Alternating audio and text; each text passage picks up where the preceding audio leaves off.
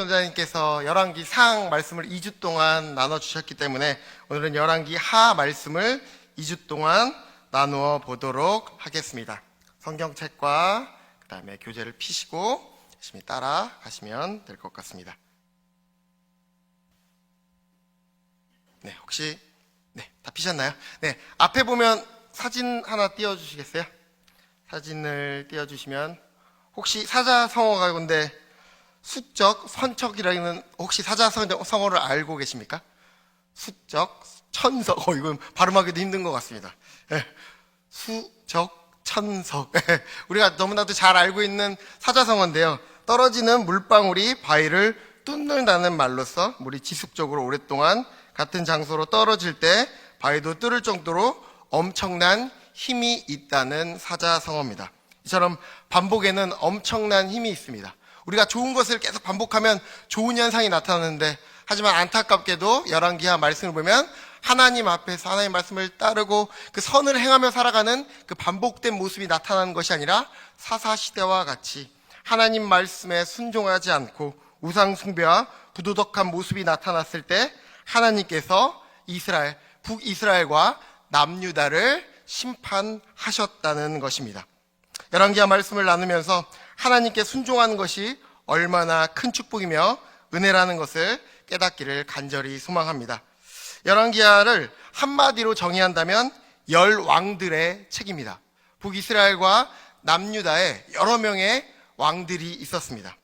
열왕기상 말씀을 얼마나 잘 들었는지 잠깐 퀴즈 시간을 가지도록 하겠습니다. 퀴즈입니다. 이스라엘이 분열된 후 북이스라엘과 남유다의 왕은 몇 명이었습니까? 혹시 알고 계신가요? 솔로몬 이후에 북과 남으로 분열된 이후에 몇 명의 왕들이 있었을까요? 한 명 차이가 나는데 몇 명일까요? 권사님들? 네? 39? 네, 맞습니다. 와, 박수! 북이스라엘은 몇 명이었을까요? 북이스라엘에는 띄워주시면은 19명의 왕이 있었고, 남유다에는 20명의 왕이 있었다고 합니다. 그래서 열왕기 상 말씀을 보면 솔로몬 때부터 4대 왕이었던 여호사밧 왕까지의 스토리가 기록되어 있습니다. 그렇다면 열왕기 하에는 그 이후의 왕들의, 남유다 왕들의 이야기가 기록되어 있고, 북이스라엘은 여로보암 1세서부터 7대 가장 악했다는 압 왕 때까지의 말씀이 기록되어 있고, 열왕기 하에서는 아하시아 왕부터 이야기가 시작이 됩니다. 책에다 잠깐 기록해 두시면 나중에 열왕기상에는 이런 왕이 있었고, 그래, 그리고 한때는 이런 왕이 있었지, 이렇게 기록해 두시면 말씀을 읽을 때 조금 더 입체적으로 보이게 될 것입니다. 열왕기상 말씀을 보고 다 잊어도 몇 명의 왕이 있었는지, 그리고 그 북이스라엘과 남유다가 몇 년도에 멸망했는지는 알고 계시면 훨씬 더 성경을 읽을 때 도움이 되십니다. 열왕기하의 특징은 두 가지가 있습니다. 첫 번째 특징은 선지자 엘리야의 사역을 소개해 주고 있다는 것입니다. 열왕기상에서는 엘리야의 사역에 대해서 기록하고 있다면, 지금 열왕기하는 엘리사의 사역이 1장부터 8장까지 자세하게 기록되어 있습니다. 그렇다면 두 번째 특징은 무엇입니까?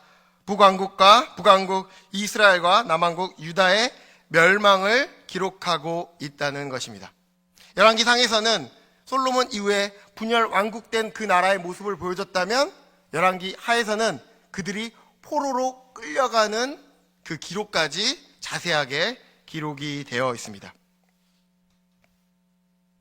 제가 아까 말씀드렸던 것처럼 북이스라엘이 몇 년도에 멸망했을까요? 북이스라엘이 BC 722년 아수르에 의해서 멸망당하게 되었습니다. 그렇다면 남유다는 언제 멸망했을까요? 옛날에 우리 컴퓨터를 썼는데 486 컴퓨터, 586 컴퓨터, 펜티엄이 있었던 것처럼 제가 586 컴퓨터를 되게 좋아했었거든요.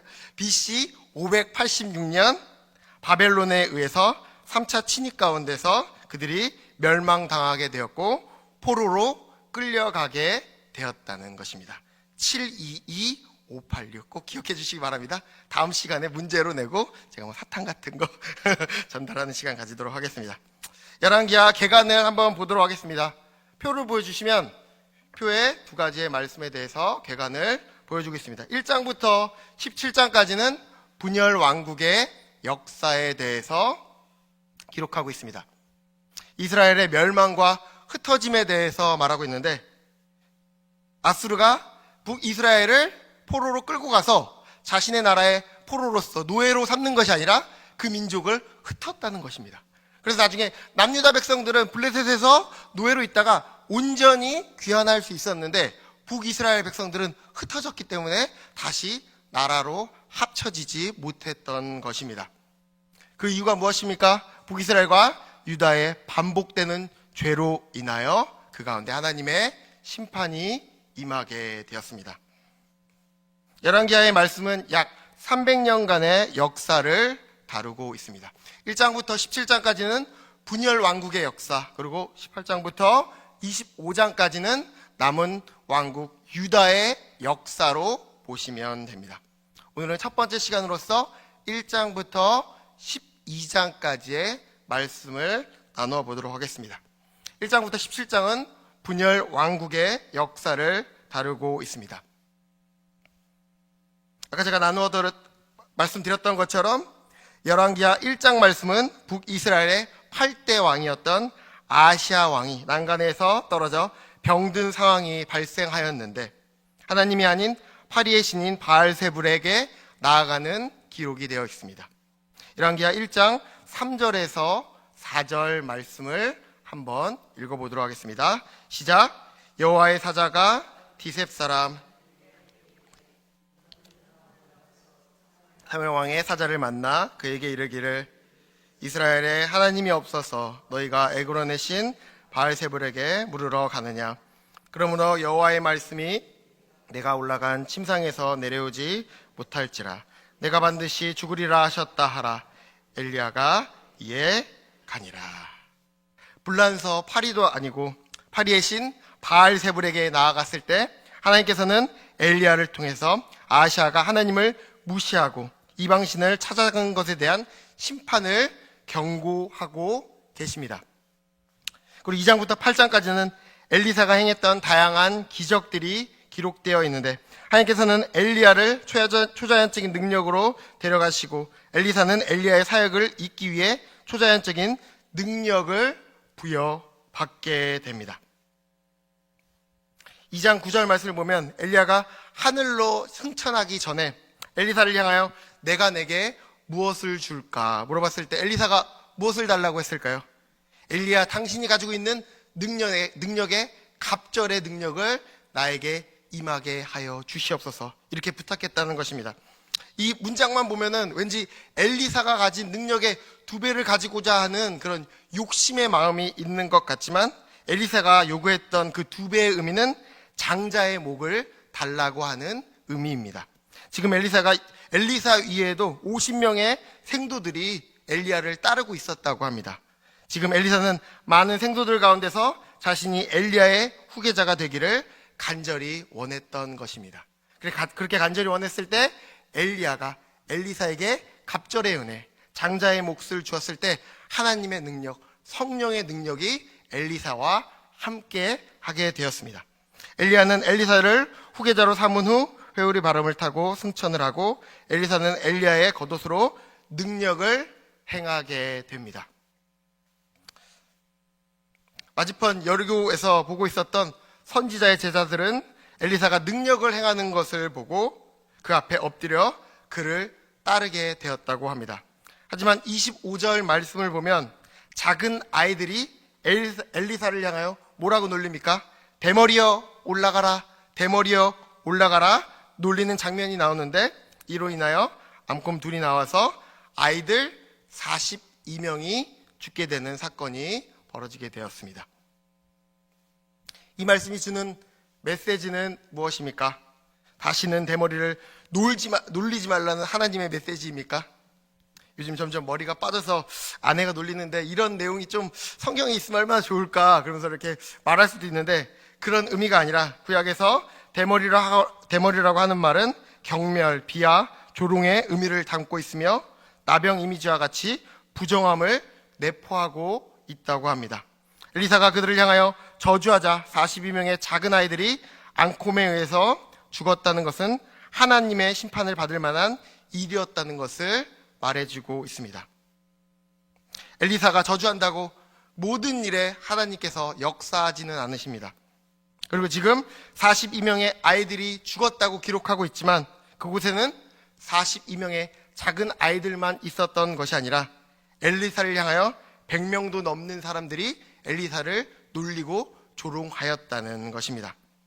하나님의 사명을 감당하는 엘리사를 향하여 조롱하였다는 것은 하나님의 이름을 욕되게 한 행동이었음을 의미하고 있습니다.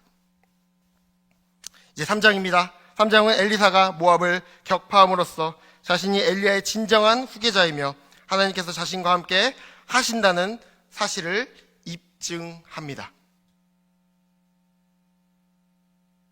3장 말씀 가운데서 이스라엘에게 조공을 바치던 모압이 반역을 하자 유다의 여호사밧과 그리고 에돔 왕이 함께 동맹을 맺고 모압을 치려고 나아갔습니다. 하지만 7일째 되던 날에 마실 물이 없자 하나님께서 우리를 모압의 손에 넘기신 줄 알고 낙담하며 슬퍼하고 있을 때 남유다의 여호사밧이 제안을 하였는데 엘리사에게 찾아가자고 한다는 것입니다. 엘리사가 하나님께 기도하였을 때 어떤 기적의 사건이 일어났습니까? 3장 15절에서 18절 말씀입니다. 함께 읽어보겠습니다. 3장 15절에서 18절입니다. 시작. 이제 내게로 검은 곳 탈 자를 불러오소서. 엘리사 위에 있더니 그가 이르되 여호와의 말씀이 이 골짜기에 개천을 많이 팔아 하셨나이다. 여호와께서 이르시기를 너희가 바람도 보지 못하고 비도 보지 못하되 이 골짜기에 물이 가득하여 너희와 너희 가축과 짐승이 마시리라 하셨나이다. 이것은 여호와께서 보시기에 작은 일이라. 여호와께서 모압 사람도 당신의 손에 넘기시리니. 아멘. 엘리사가 하나님께 기도하니 바람도 불지 않은 그 땅 가운데서 비도 내리지 않는 그 땅 가운데서 골짜기에 물이 넘치게 되었다는 것입니다. 그리고 하나님께서는 모압과의 전쟁에서도 승리하게 하셨습니다. 열왕기하 4장 6장까지는 엘리사가 행했던 다양한 기적들과 같은 스토리가 나오는데 엘리사는 절망적인 과부에게 기쁨을 공급해 줌으로써 그녀의 빚을 갚게 하고 종이 될 뻔한 그녀의 아들을 구해주는 기록이 나와 있습니다. 4장 1절 말씀을 보면 선지자의 제자 중 한 여인이 과부가 되어서 그 아들들이 종으로 팔려가는 순간이었는데 엘리사는 빈 그릇에 기름이 넘쳐나는 기적을 통해서 그 과부와 아들들이 다시 살아갈 수 있는 힘을 주었다는 것입니다. 그리고 두 번째는 엘리사는 수넴에 거하는 귀한 여자의 부름을 고쳐서 아들을 낳게 한다. 그 아들이 자라서 죽게 되지만 엘리사는 그를 고쳐서 고통에 빠진 여인을 돕는 이야기가 기록되어 있습니다. 이 말씀을 통해서 우리의 생명이 주님께 있다는 것을 알 수 있습니다. 그 여인이 아들을 낳지 못할 때 그 여인에게 아들을 낳는 태의 문을 여는 그런 기적을 보게 하셨고 아들이 죽었다가 다시 살아나는 기적의 사건을 보게 하셨다는 것입니다. 세 번째는 엘리사는 흉년이 들어서 먹을 것이 없는 자에게들에게 기적을 통해 먹을 것을 공급해 줍니다. 열왕기하 4장 38절에서 44절 가운데 말씀이 기록되어 있는데 함께 읽을 말씀은 42절에서 44절 말씀을 다시 한번 읽어보겠습니다. 열왕기하 4장 42절에서 44절입니다. 한 사람이 바알 사세에 붙어와서 처음 만든 떡 곧 보리떡 20개와 또 자루에 담은 채소를 하나님의 사람에게 드린지라. 그가 이르되 우리에게 주어 먹게 하라. 그 사환이 이르되 엘리사는 또 이르되 우리에게 주어 먹게 하라. 여호와의 말씀이 그들이 먹고 남으리라 하셨느니라. 그가 그들 앞에 주었더니 여호와께서 말씀하신 대로 먹고 남았더라. 아멘. 마치 오병이어의 사건과 같이 한 사람이 보리떡 20개와 채소 한 뭉텅이를 주었을 때, 내놓았을 때 100명이 넘는 사람이 먹고 남는 기적이 나타났다는 것입니다. 이처럼 한 사람의 헌신을 통해 많은 사람들이 배불리 먹게 되었던 것처럼 교회도 한 사람의 헌신과 사랑을 통해 회복되고 그 은혜가 흘러간다는 것을 잊지 말아야 합니다. 5장은 우리가 너무나도 잘 알고 있는 나아만 장군의 이야기가 기록되어 있습니다. 나아만 장군은 크고 존귀한 자였습니다. 하지만 그에게 한 가지의 병이 있었는데 나병을 앓고 있었고 육체적으로 고통의 날을 지내고 있었다는 것입니다.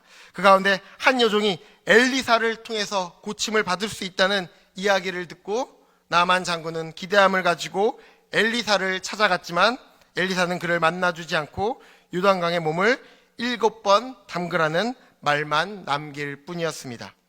나아만은 엘리사가 직접 나와 고쳐주기를 간절히 원했지만 그렇게 하지 않자 자존심이 상해서 다시 자신의 땅으로 돌아가려고 하였지만 그들의 종들의 간청함을 듣고 속는 셈 치고 요단강 물에 몸을 7번 담갔을 때 어떤 기적이 일어났습니까? 열왕기하 5장 14절에서 15절 말씀입니다. 시작. 나아만이 이에 내려가서 하나님의 사람의 말대로 요단강에 7번 몸을 담그니 그 살이 어린 아이의 살같이 회복되어 깨끗하게 되었더라. 나아만이 모든 군대와 함께 하나님의 사람에게로 돌아와서 그의 앞에 서서 이르되 내가 이제 이스라엘 외에는 온 천하에 신이 없는 줄을 아나이다. 청하건대 당신의 종에게서 예물을 받으소서 하니 나아만의 몸이 거짓말처럼 치유되게 되었습니다. 나아만은 자신의 몸이 어린아이의 살같이 회복됨을 보며 이제 이스라엘 외에는 온 천하에 다른 신이 없는 줄을 알았다고 고백하는 것입니다. 하나님의 능력을 경험하게 되었습니다.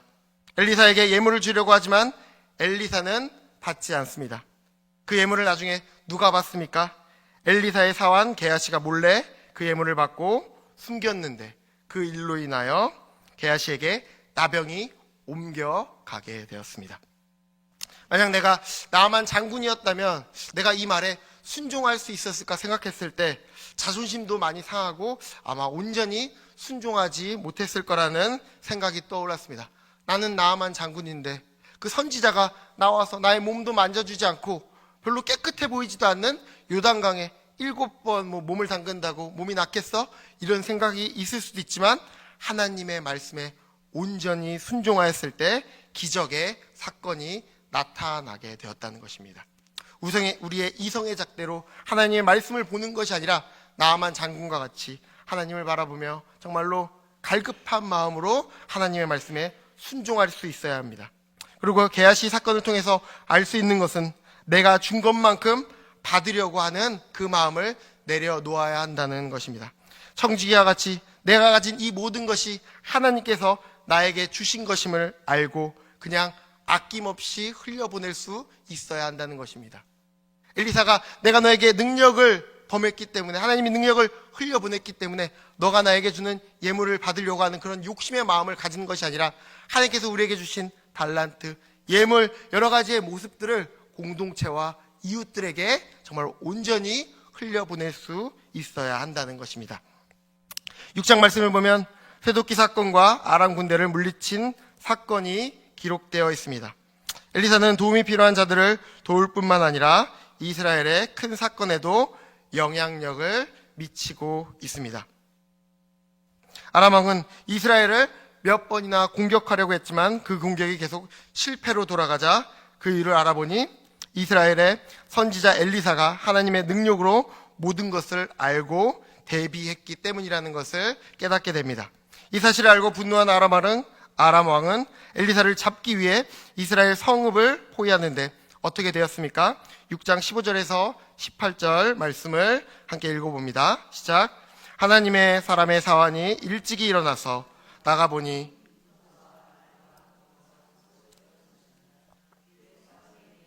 말하되 내 주여 우리가 어찌하리이까 하니 대답하되 두려워하지 말라 우리와 함께한 자가 그들과 함께한 자보다 많으니라 하고 기도하여 이르되 여호와여 원하건대 그의 눈을 열어서 보게 하옵소서 하니 여호와께서 그 청년의 눈을 여심해 그가 보니 불말과 불병거가 산에 가득하여 엘리사를 둘렀더라.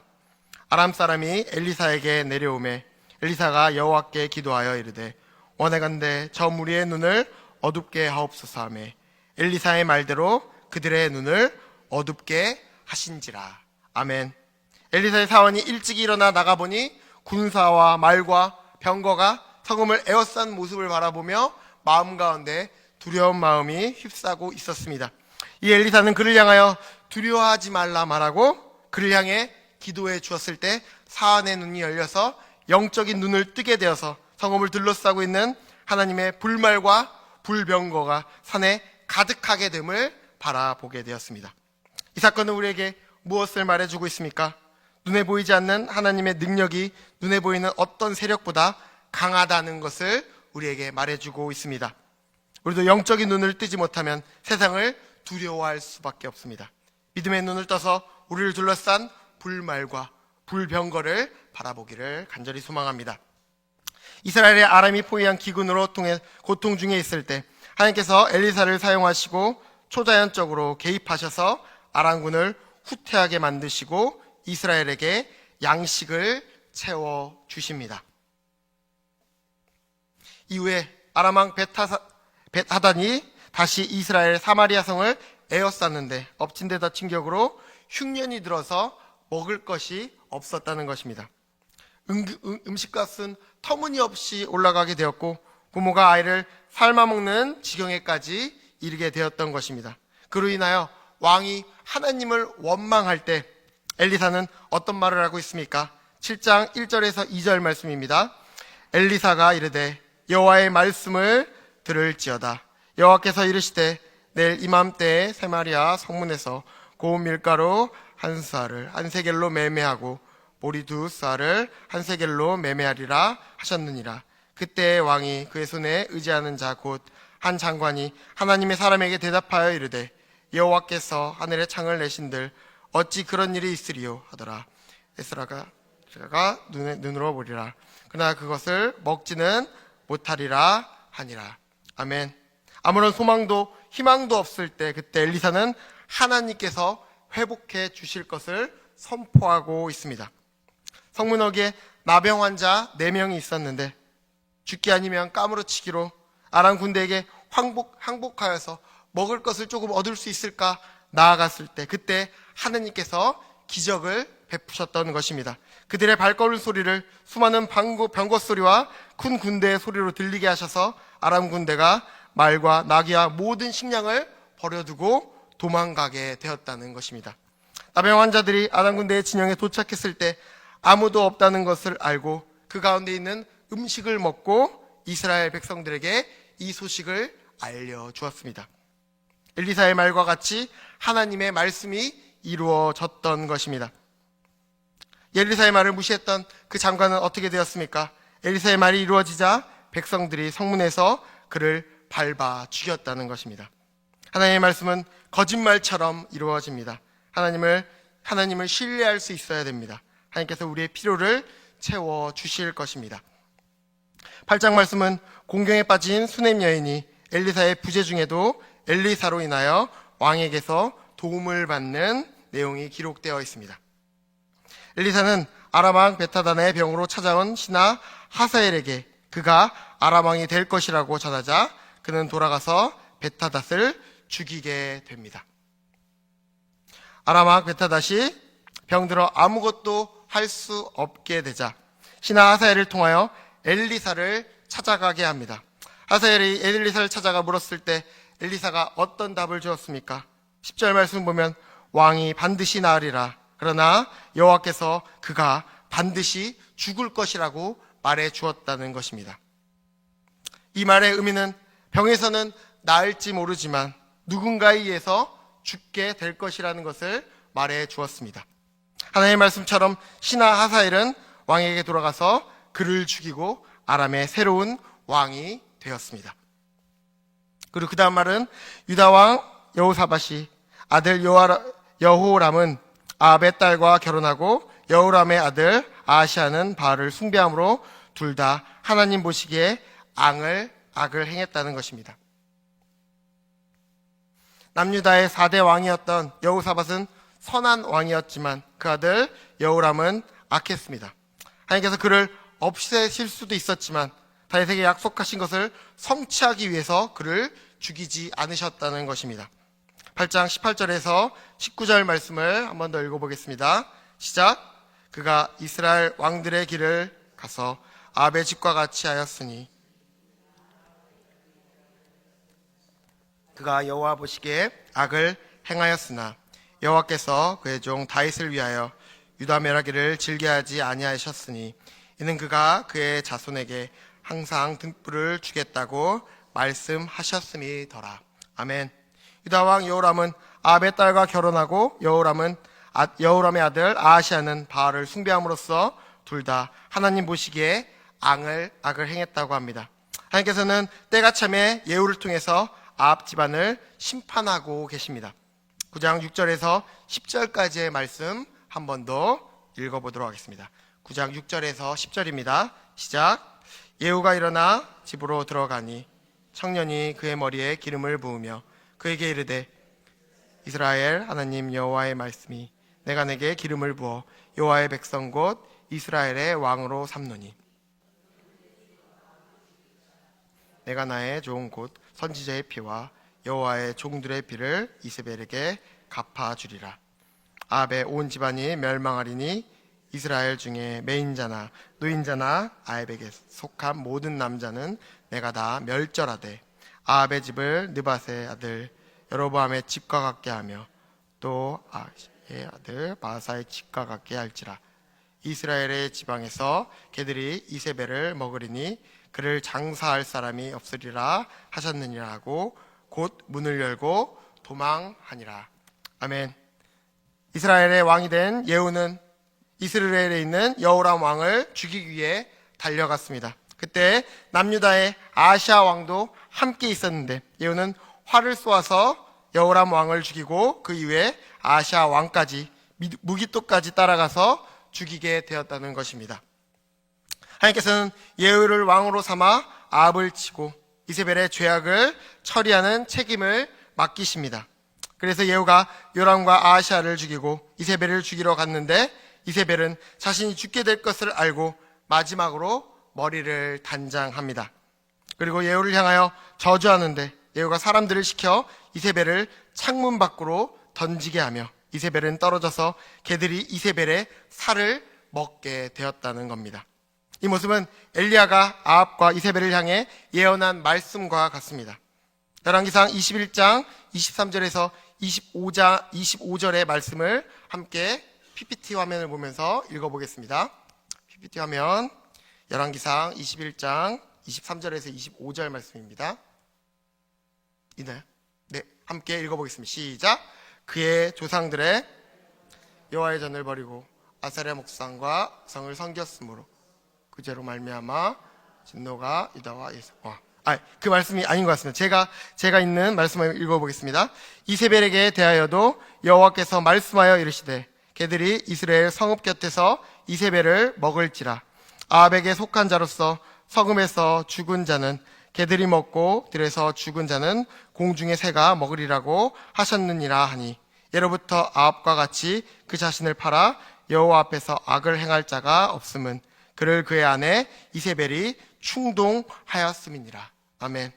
죄를 지어도 우리 삶에 아무런 일도 일어나지 않는 것 같지만 때가 차면 하나님께서 반드시 그 사람을 심판하신다는 것입니다. 하나님 앞에서 악을 행할 때 그 마지막이 얼마나 비참한지 이세벨의 모습을 보며 우리는 깨달을 수 있습니다. 예후가 죽인 자를 살펴보면 이스라엘의 요압 왕과 이세벨과 그 다음에 아합의 아들 70명을 죽였다고 합니다. 유다의 아하시아 왕도 예후에 의해서 죽게 되었고 아하시아의 형제들 42명도 죽게 되었습니다. 하나님께서 그 악을 보시고 그 죄를 보시고 반드시 심판하신다는 것입니다.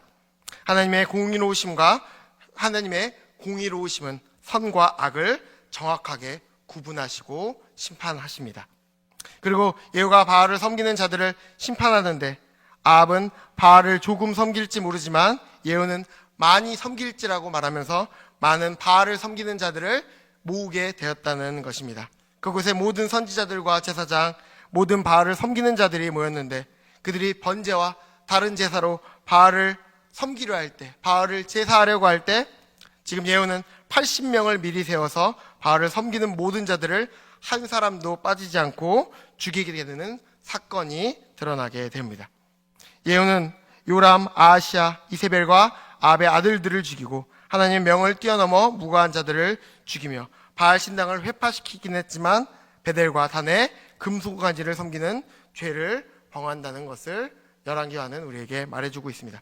많은 자들을 죽였지만 베델과 단에 있는 금송아지를 섬기는 죄를 끝까지 범하는 그 죄를 놓지 못했다는 것을 우리에게 말해주고 있습니다. 예후는 열심을 내어 바알 숭배를 제거했으나 전심으로 하나님을 예배하지 않았기에 개혁은 부분적으로밖에 일어날 수 없었다는 것을 우리에게 말해줍니다. 그리고 마지막으로 11장과 12장 말씀을 보면 남유다의 이야기가 나오는데 아달랴는 남유다의 유일한 여자 왕이었으며 요아스는 가장 어린 나이에 왕이 된 자였습니다. 하나님께서는 예후를 통해 이스라엘에게 바알을 제거하게 하시고 유다에서는 제사장과 어린 왕 요아스를 세우셔서 예배를 회복시켜 나가십니다. 아합의 딸이며 아하시아의 어머니인 아달랴가 왕의 자손을 모두 죽이고 유다를 통치하는 동안 요아스는 6년 동안 성전에 숨어 지냅니다. 11장 1절부터 3절까지 말씀을 한 번 더 읽어보겠습니다. 시작. 아하시아의 어머니 아달랴가 그의 아들이 죽은 것을 보고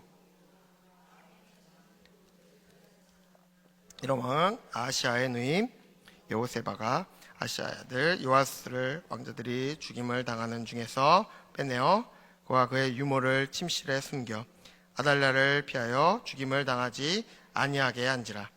요아스가 그와 함께 여호와의 성전에 6년을 숨어 있는 동안에 아달랴가 나라를 다스렸더라.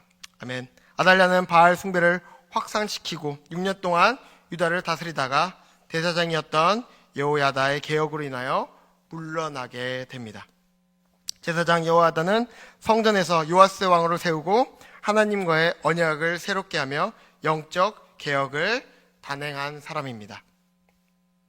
요아스는 어떤 자입니까? 요아스는 남유다의 8대 왕으로서 많은 유다 왕 가운데서 가장 어린 나이의 왕으로 즉위한 왕이었습니다. 요아스는 7세 때 남유다의 왕이 될 수 있었습니다.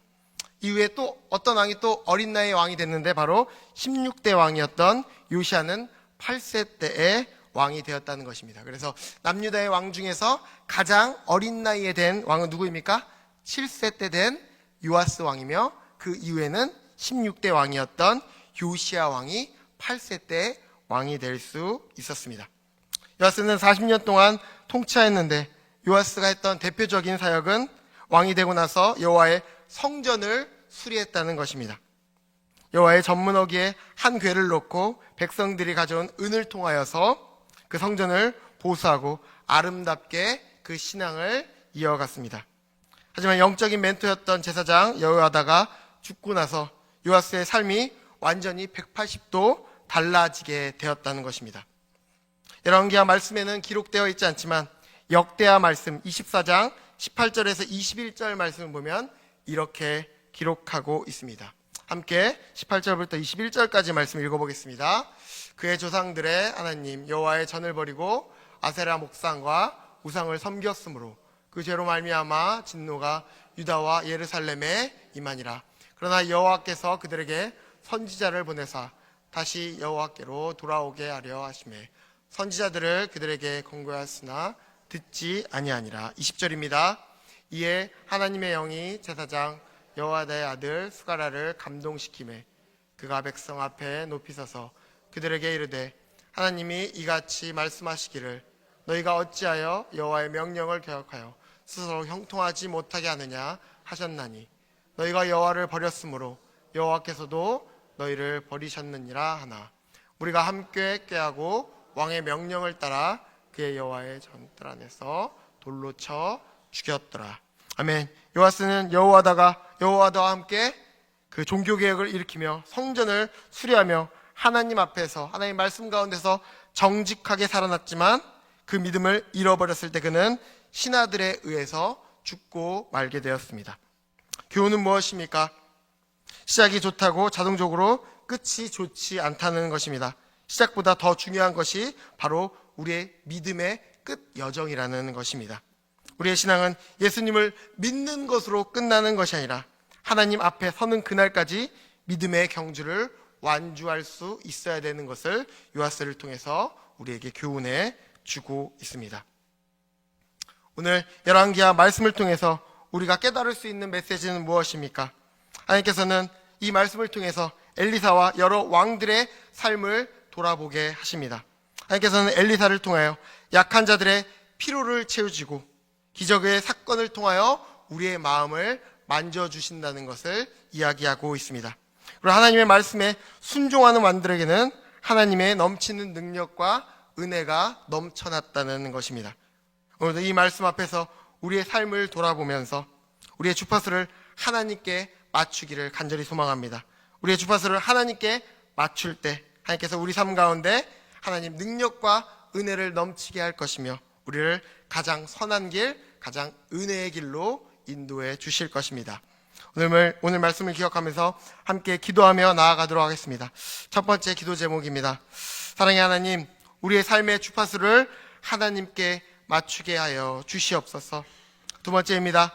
우리의 피로를 채우시고 우리의 마음을 만져주시는 하나님의 말씀에 온전히 순종하며 나아가는 우리의 삶이 될 수 있도록 인도하여 주시옵소서. 함께 기도하며 나아가도록 하겠습니다. 기도하겠습니다.